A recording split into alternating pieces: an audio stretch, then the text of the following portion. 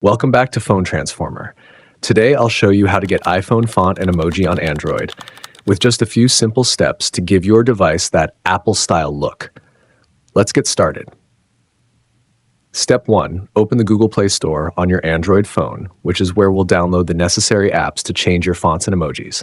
Step 2.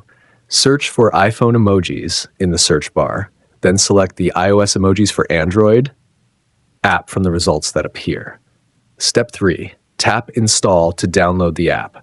Then open it once the installation is complete to begin setting it up. Step 4. When prompted, grant the app all necessary permissions so it can properly change your keyboard and emoji settings.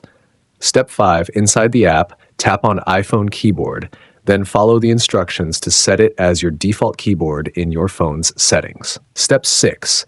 Open any messaging app like Messages and check your keyboard. You should now see iPhone-style emojis ready to use. Thanks for watching, and don't forget to subscribe to Phone Transformer for more helpful tech tips.